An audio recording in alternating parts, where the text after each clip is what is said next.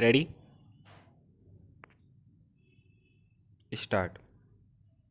सभापति महोदय, सरकार ने कई कृषि फार्म खोले हैं। क्या ये फार्म घाटे में नहीं चल रहे हैं?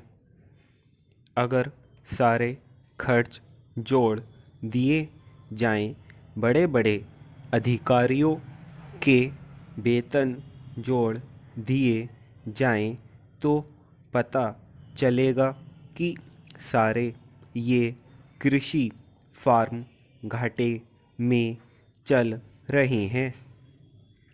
क्या इसी तरह से आप सारे किसानों को घाटे पर खेती करने के लिए मजबूर करेंगे?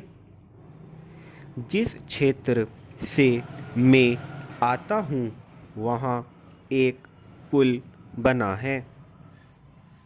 मैंने 10 वर्ष तक अपनी विधानसभा में इस पुल के लिए कोशिश की है। जिस दिन से मैं यहाँ आया हूँ, बार बार उसकी चर्चा करता आ रहा हूँ, बार बार कोशिश कर रहा हूँ। मैं कहता हूँ कि गंगा पर वह पुल बने। उस पुल को बनाने का आश्वासन भी मिला था। एक प्रश्न के लिखित उत्तर में यह जवाब दिया गया था।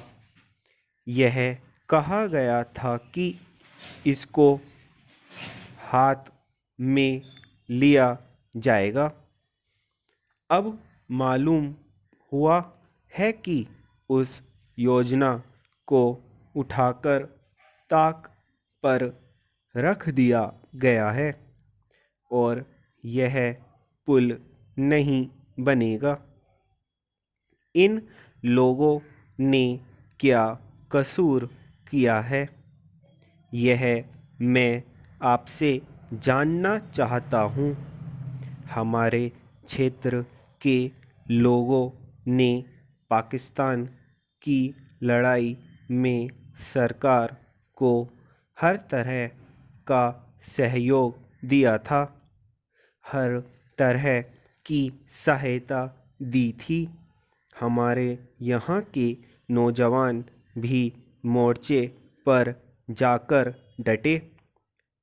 जिस समय पाकिस्तान के साथ हमारा युद्ध चल रहा था, तो कहीं कोई बात नहीं थी। अन्न की कमी कहीं नहीं थी। अन्न की कमी भी हमारे विरोधी साथी पैदा करते हैं, जो यह चाहते हैं कि सरकार असफल हो जाए। ये लोग जो कहते हैं उसको आप समझें। एक तरफ तो हमारे मित्र की बात है जो देश के बड़े बड़े शहरों में दंगे करवाते हैं, दूसरी तरफ हम हैं जो कि इनकी बातों को नहीं समझ पाते। इनको सभी वे लोग मिल जाते हैं जो बेकार होते हैं या जो दंगे करवाने के लिए उत्सुक हैं। इसलिए सरकार का इन सारी चीज़ों की तरफ ध्यान जाना चाहिए और उसको सोचना चाहिए कि क्या तरीका इन सबसे बचने का हो सकता है। एक ही तरीका हो सकता है कि इस देश में हर आदमी को काम मिले। देहात में लोगों को करने के लिए काम मिले और खादी कमीशन की जो योजना है और जो कि एक अच्छी योजना है, वह ठीक तरह से चले। सौभाग्य से मैं आर्य समाज संगठन से संबंध रखता हूँ। स्टॉप।